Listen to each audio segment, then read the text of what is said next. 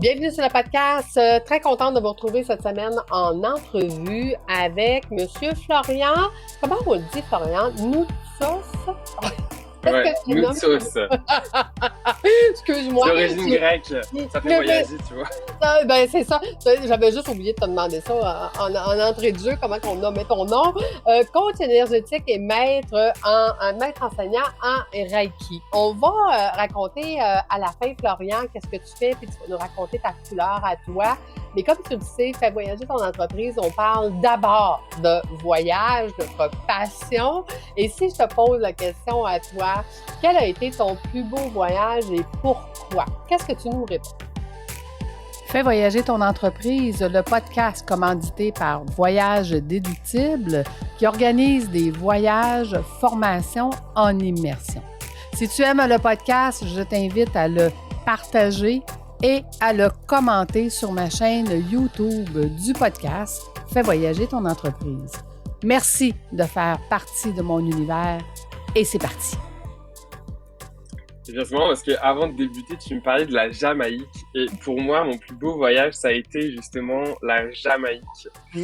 Pourquoi? Parce que déjà, c'est le contexte du voyage. Parce qu'en fait, quand j'étais plus jeune, j'étais jeune ambassadeur pour l'UNICEF en France. Et en fait, j'ai effectué une mission de terrain là-bas, en fait, pour l'UNICEF.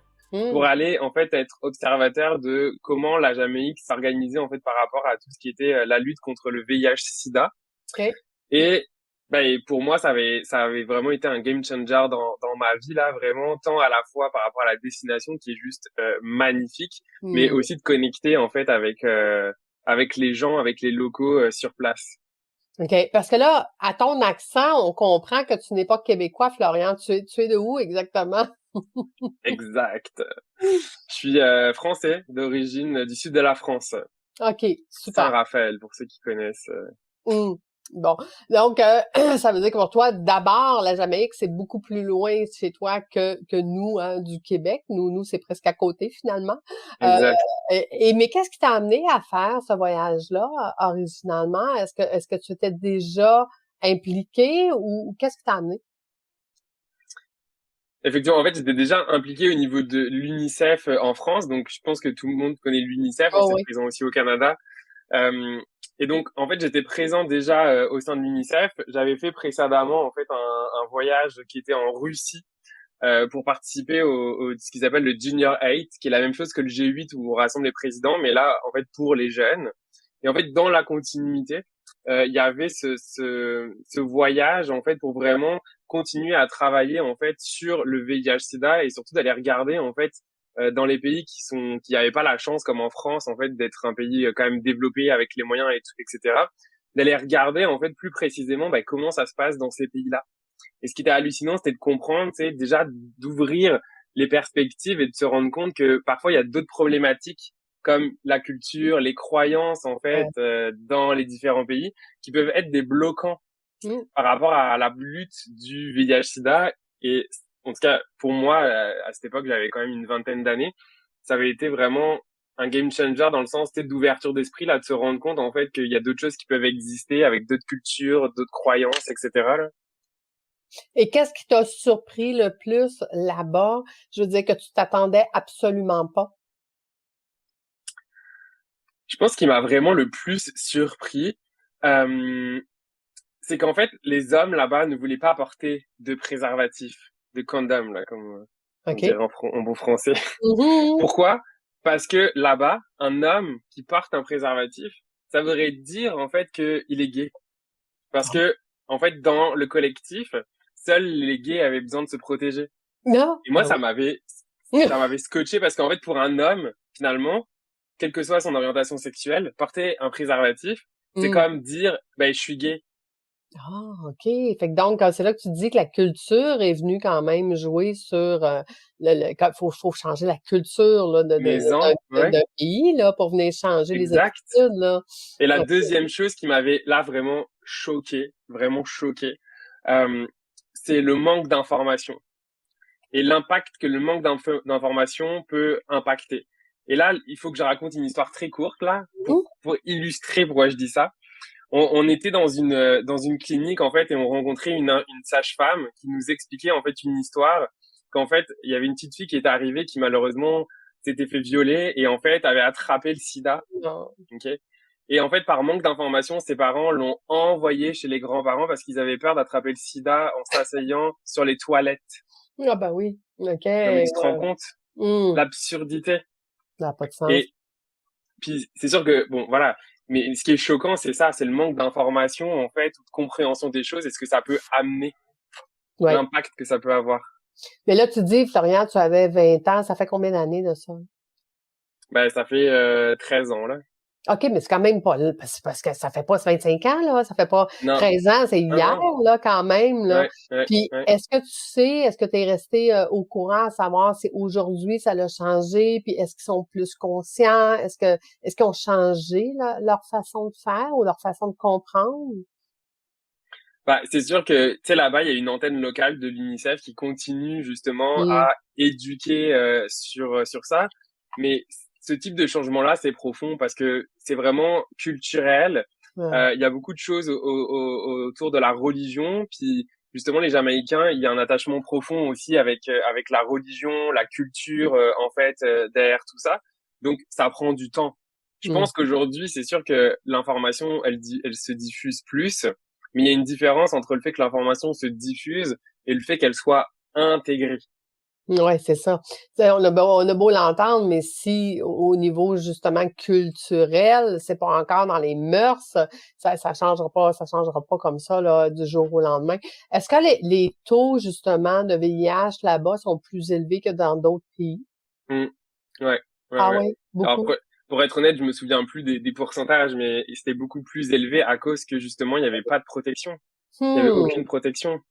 Ouais, c'est quelque chose, hein. On s'attendrait pas à ça en 2023 de dire, voilà, après quelques années, puis c'est encore comme ça, là, aujourd'hui, là, il y a encore une partie de la population qui comprend pas puis qui s'ajuste pas. C'est quelque chose. Mais dis-moi, quel autre voyage tu as fait par la suite? Est-ce que tu en as fait d'autres? Oui, pas mal en Europe. Après, je pense dans les voyages qui m'ont le plus marqué aussi, il y a eu la Grèce. J'ai adoré la Grèce et notamment les îles. OK. Pourquoi? Ouais, comme Saint-Orin, j'ai trouvé ça magnifique. Ben pourquoi? Parce que c'est ce côté horizon de voir l'eau mais à perte de vue, de voir le coucher de soleil. C'est vraiment à l'horizon où tu vois rien d'autre que le coucher de soleil. T'as l'impression en fait que le soleil il va tomber. C'est tellement il y a comme rien.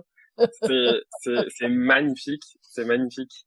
Écoute, je m'en vais là donner une formation en septembre sur la cartographie financière, justement, à Santorin, en Grèce. Fait que je vais avoir le grand bonheur de vivre ça avec mes clients qui vont m'accompagner.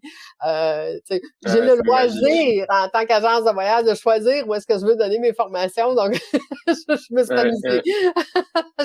Vous allez vous gâter, là. C'est vraiment beau. Tu nous donneras les bonnes adresses de restaurants ou de qu'est-ce qu'il faut absolument. Ouais, c'est parce que la aller bouffe voir. est tellement bonne aussi, là. De qu'est-ce qu'il faut absolument aller voir à Santorin, en Grèce. Mais dis-moi, Florian, ces voyages-là que tu as fait jusqu'à maintenant, comment ils ont changé ton parcours? Parce que on va le dire, là, tu es un coach aussi. Et tu es aussi un maître Reiki. Comment ça l'a changé l'homme que tu es aujourd'hui, ces voyages-là? Comment ça teint ce que tu fais aujourd'hui comme métier?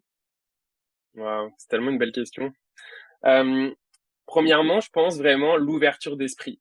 L'ouverture d'esprit. Je pense que le voyage forme l'esprit. On dit souvent en France, je sais pas si ça se dit au Québec là, mais que le voyage forge la jeunesse et forge l'esprit. Puis moi, ça a vraiment ouvert l'esprit parce que finalement, tu nais à un endroit, puis si tu voyages pas, si tu connais pas autre chose, tu connais rien d'autre que qu'est-ce qu'on t'a éduqué ou qu'est-ce que tu connais autour de toi. Et le voyage, ça te permet vraiment de rencontrer d'autres personnes, d'autres cultures, d'autres environnements. Et moi, ça m'a vraiment permis de m'ouvrir, me rendre compte que il existe d'autres choses, il existe d'autres personnes, d'autres modes de pensée, d'autres modes de faire, de savoir-faire, être, etc. Donc, la première chose, vraiment l'ouverture d'esprit. La deuxième chose, l'autonomie. Enfin, tu sais, cette capacité à être responsable, parce que quand t'es en voyage, t'arrives plein d'affaires, ou je pense d'ailleurs qu'il existe même différents modes de voyage. Tu peux faire un voyage comme tout organisé, etc. Puis tu peux faire des voyages où t'es comme juste avec ton sac à dos. Puis t'es là, ça demande une en tout cas, de réagir différemment, de pouvoir gérer le risque, l'inconnu aussi de manière différente.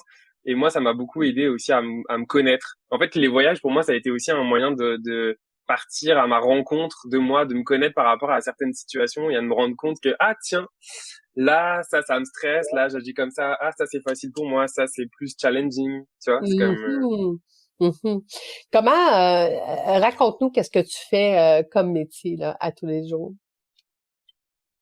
Alors, à tous les jours, j'ai quand même deux business, là. Le premier, c'est, dans le fond, je suis fondateur de l'Académie des Reiki, qui est une académie, en fait, pour former au Reiki, donc sur tous les niveaux. Parce que dans le Reiki, donc, pour ceux qui connaissent pas, en fait, c'est un soin énergétique par apposition des mains. Ça sert à réharmoniser, en fait, les énergies, les chakras dans le corps. Donc, c'est d'origine japonaise. C'est très lié avec tout ce qui est médecine chinoise, en fond. Mhm. Et donc moi je forme sur les 4 niveaux. Donc le niveau 1 qui est un niveau finalement pour vraiment plus prendre soin de soi, de pouvoir faire des autotraitements, Ouais. mais aussi par exemple sur les animaux, sur les plantes, etc. Le niveau 2 qui va vraiment aller pour pouvoir faire du Reiki à distance et ce qui ouvre les champs des possibles, parce qu'on peut le faire à des situations, on peut le faire sur du transgénérationnel, on peut le faire sur vraiment plein de choses. Mhm. Le niveau 3 qui est le maître praticien, donc à ce niveau-là, on peut ensuite, c'est comme charger puis offrir des soins à d'autres gens. Et le niveau 4 qui est le maître enseignant, ce que je fais. Donc il y a tout un écosystème autour de ça et j'ai un podcast aussi, l'Académie du Reiki, donc OK. qui est dans cet écosystème-là. Et ensuite j'ai un autre volet plus coaching d'affaires où là j'accompagne des entrepreneurs, des coachs, des thérapeutes, soit à créer et automatiser leur formation en ligne, mais aussi Mhm. à les aider en fait, parce que je lis dans l'énergie avec j'ai des skills de médiumnité, donc à aller regarder en fait ce qui se fait et de s'assurer justement que il n'y ait pas des blocages dans l'énergie ou juste que ça soit aligné avec leur essence qu'ils font dans leur business pour vraiment optimiser tout ça. Wow!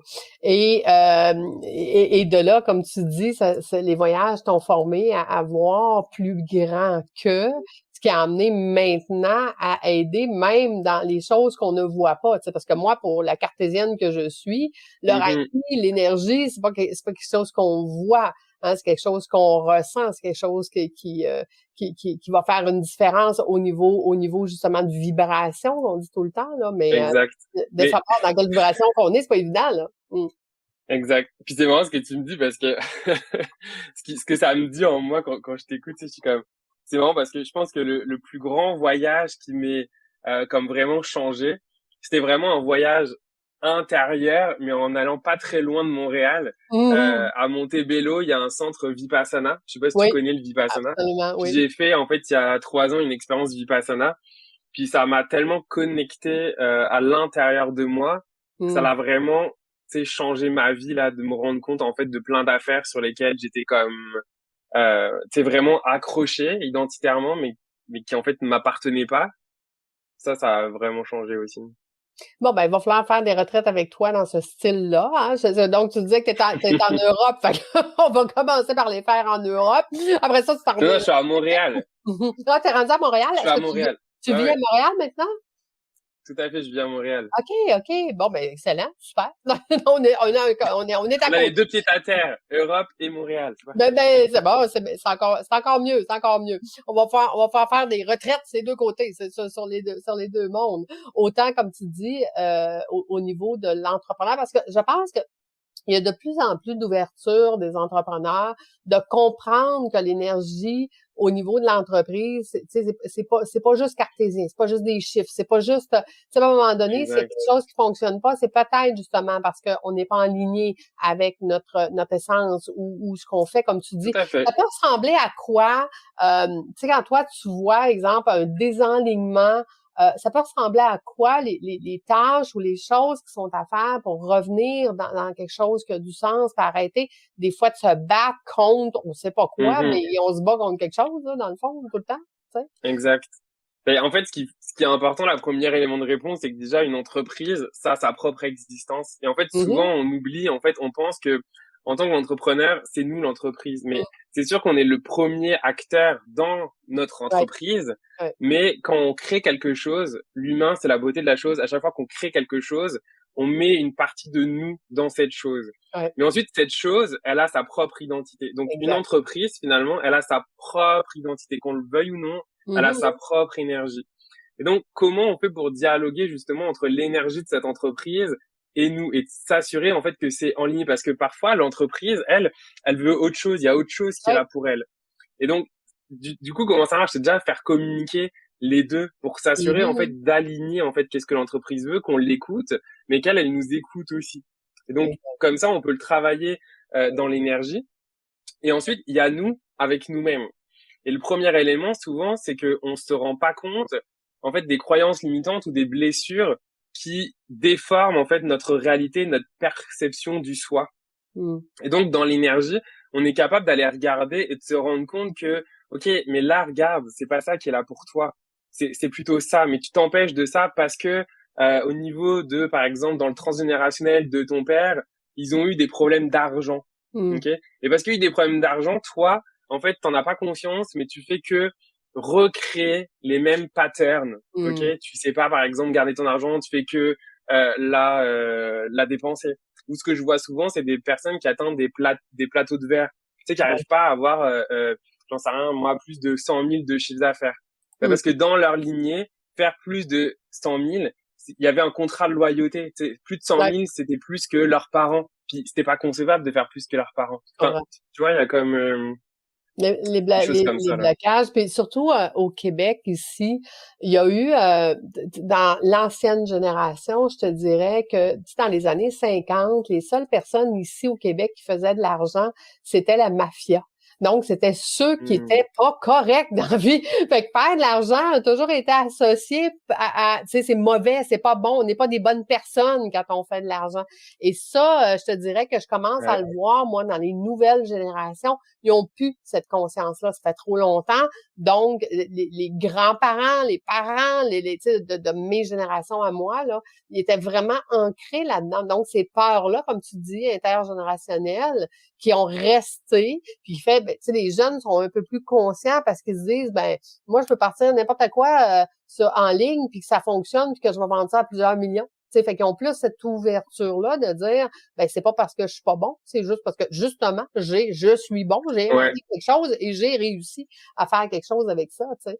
Fait que, on est en train de vivre une bascule, mais effectivement, certaines générations. En fait, maintenant, ce qui est intéressant, c'est les plus gros blocages que je vois, justement, qui fait l'alignement avec ce que tu viens de partager, c'est les attentes. Puisque les attentes, du coup, forment aussi une forme, en fait, de cristallisation énergique. Et en fait, quand on a des attentes, finalement, c'est comme si, tu sais, finalement, OK, je veux voyager, mais je veux aller que au Mexique. Mais tu sais, si le voyage qui est là pour toi, c'est pas le Mexique, c'est le Panama, bah, t'as tellement d'attentes sur le Mexique que tu n'es pas capable de voir, en fait, qu'il y a autre chose pour toi. Ouais, tu vois? Et ça, c'est pareil, c'est vraiment rester dans une ouverture totale, en fait, pour être capable de, oui, tu sais, c'est important d'avoir des objectifs dans la vie, oui, c'est important de manifester qu'est-ce qu'on veut, mais sans attente, c'est de vraiment rester ouvert à d'où est-ce que ça peut venir et de surtout comment ça peut venir. C'est ça. Avoir de l'abondance, hein, dire abondance plutôt que d'avoir 1 million, c'est pas la même demande. C'est pas. Exact. On n'obtiendra pas le même résultat parce que c'est peut-être pas 1 million, comme tu dis, que la vie a pour toi. C'est peut-être même plus.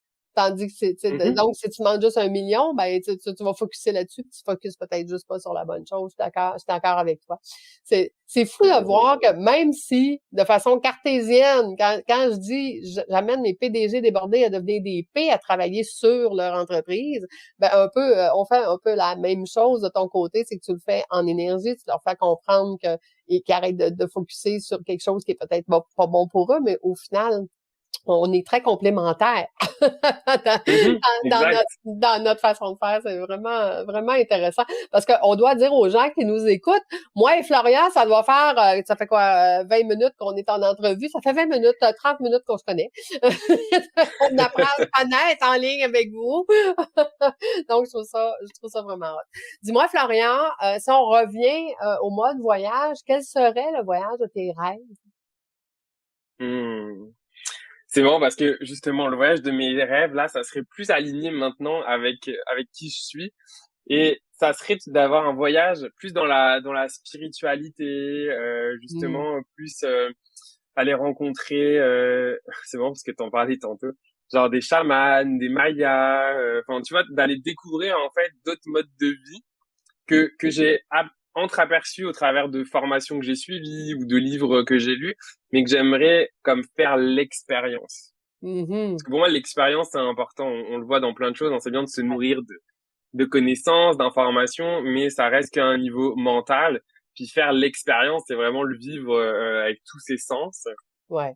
Puis ça me plairait, là, tu vois. Tu vois, c'est ce que j'essaie d'expliquer aux gens. Ils ont un peu de difficulté à comprendre qu'est-ce que c'est une immersion, mais je pense que tu viens de trouver les mots. C'est de vivre l'expérience de la transformation. Parce que d'avoir des connaissances, c'est une chose. De développer ses connaissances, c'est important.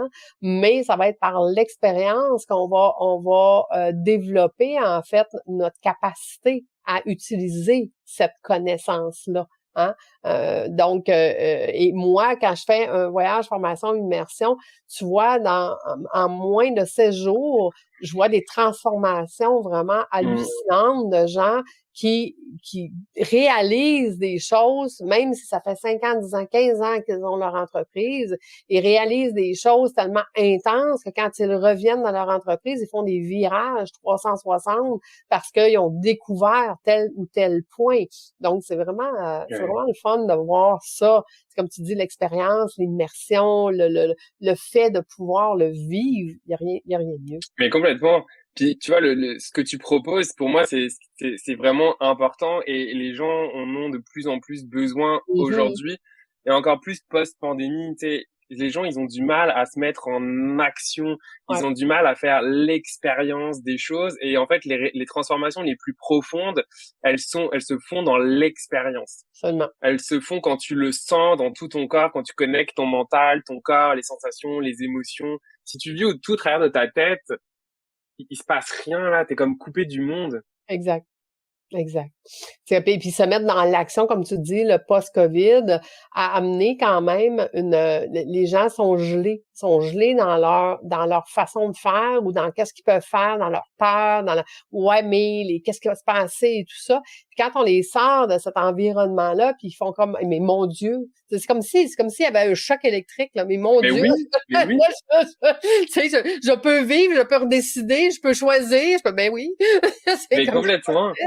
Mais moi, je reçois, je fais aussi des soins individuels à Montréal en soins Reiki, par exemple, puis j'ai jamais vu, puis avec beaucoup d'amour, je veux dire, c'est juste un constat que je fais, j'ai jamais vu autant de gens qui sont déconnectés de leur corps et qui en ont pas conscience. Ouais. Ok? Parce que comment on peut en prendre conscience, c'est justement quand on n'arrive pas à dormir. On est tout le temps avec de l'anxiété. On est stressé. On n'a plus le goût de rien. On n'a plus vraiment de désir. Tu sais, ça, c'est déjà des signes qui montrent que on est quand même déconnecté du corps, là, tu sais. Ouais. Et de nos émotions. Puis ça, là, tu sais, si vous nous entendez et puis vous ressentez ça, tu sais, allez chercher de l'aide, faites-vous accompagner parce qu'il y a rien de pire que d'être déconnecté, de plus avoir de désir, de se laisser, tu sais, aller, etc. Là, on est des êtres humains, on est fait pour vivre, on est fait pour avoir des désirs, on est fait pour avancer. Le désir, tu sais, c'est de l'énergie, là, qui nous permet de nous mettre, de nous faire avancer, de nous mettre en action. Oui, puis moi je te dirais, tu sais, avec d'autres mots, ce que je vois chez les entrepreneurs, c'est de sentir, d'avoir une charge mentale. Ils sont rendus avec des charges mentales trop élevées. Tu sais, ils sentent que c'est tellement de décisions à prendre dans une journée qui arrive le soir, ils savent même plus qu'est-ce qu'ils veulent pour souper, tu sais, ou leur conjoint leur demande quel restaurant on va choisir, ils savent même plus quel restaurant choisir tellement que tu sais, c'est trop, c'est rendu trop autant émotionnellement, physiquement, mentalement. J'expliquais, j'ai fait un podcast là-dessus sur les 5 sortes de repos qu'un entrepreneur a besoin. C'est pas juste le sommeil, là. On a besoin de plus que ça.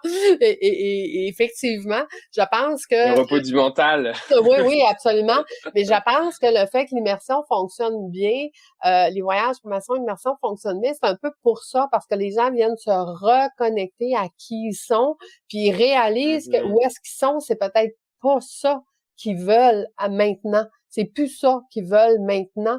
Et la beauté de la chose, c'est que je leur permets de garder leur entreprise, de pas la fermer, de pas la vendre, de la garder, mais de travailler 5 à 10 heures par mois dedans, puis de faire autre chose qui va être beaucoup plus en connexion avec ce qu'ils veulent obtenir, ce qu'ils veulent faire. Tu sais, on parlait en début, avant qu'on enregistre le podcast, où est-ce que tu disais, tu sais, les multipotentiels, d'avoir plusieurs entreprises, mais tu sais, on n'a pas besoin d'être multipotentiel pour avoir plusieurs entreprises. Il faut juste savoir comment. Tu sais, parce que les gens se disent, ouais, ça me prendrait un directeur général, un mini-moi. Ben non. Parce que des mini-mois, ça n'existe pas. Hein? Celui qui a tes compétences, qui est en train de faire ce que tu fais, OK? Exactement comme tu le fais. Fait que ça n'existe pas. Ouais. Donc, comment je vais déléguer ma direction générale? Ben, je vais créer des départements. Je vais mettre des responsables de chacun de ces départements-là. Je vais apprendre comment arrêter d'être le PDG débordé pour devenir le président. Puis après ça, je vais pouvoir avoir plusieurs entreprises, mais surtout, je vais pouvoir rester dans ce que moi, j'appelle ma zone de génie. Toi, probablement que tu l'appelles dans la zone d'énergie.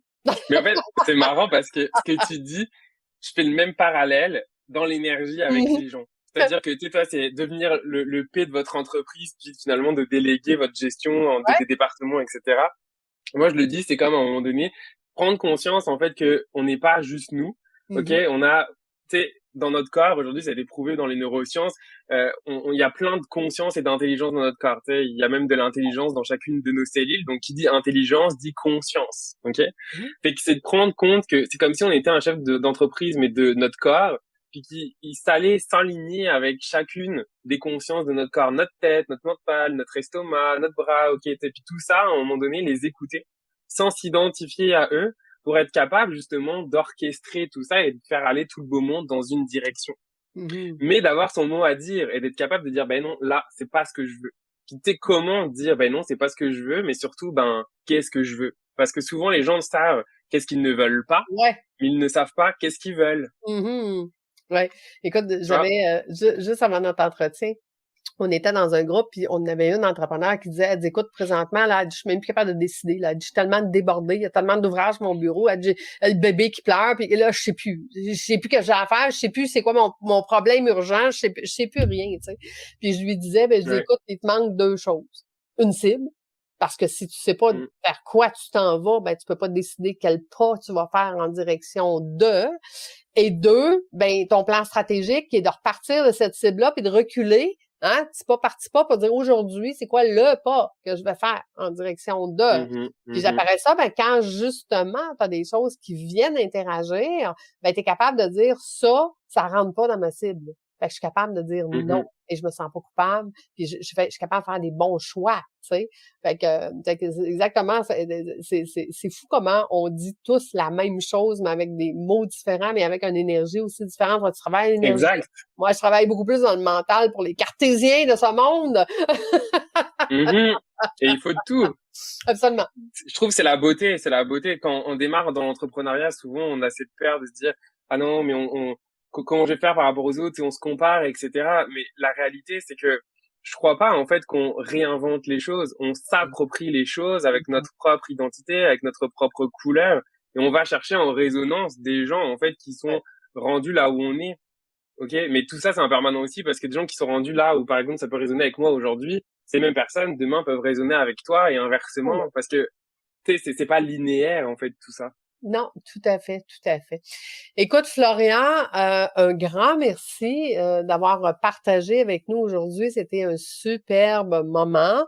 Puis, si les gens veulent te rejoindre justement parce qu'ils ont besoin de travailler sur leur énergie, est-ce que tu le fais seulement qu'en présentiel, tu le fais en virtuel? De quelle façon on peut te rejoindre? Où on peut te retrouver? Ouais, je fais les deux. Le plus simple, en fait, c'est directement sur mon site internet, floriannoutsos.com. Vous pouvez mettre ça dans Google, ça apparaîtra. Ou après, je suis présent aussi sur Instagram, Facebook, pareil, avec mon nom et prénom. Vous allez me rejoindre si ça vous tente. Et juste nous rappeler le nom de ton podcast? Dans le fond, j'en ai 2. Donc, il y a l'Académie du Reiki, qui clairement, c'est que autour du Reiki.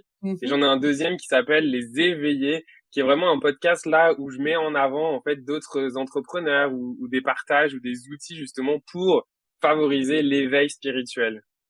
Wow. Super. Ben, un grand merci d'avoir partagé avec nous aujourd'hui. Merci aux auditeurs qui ont resté avec nous jusqu'à la fin. Et nous, on se donne rendez-vous la semaine prochaine. Merci tout le monde. À bientôt. Merci, au revoir. Merci, Florian. Au revoir.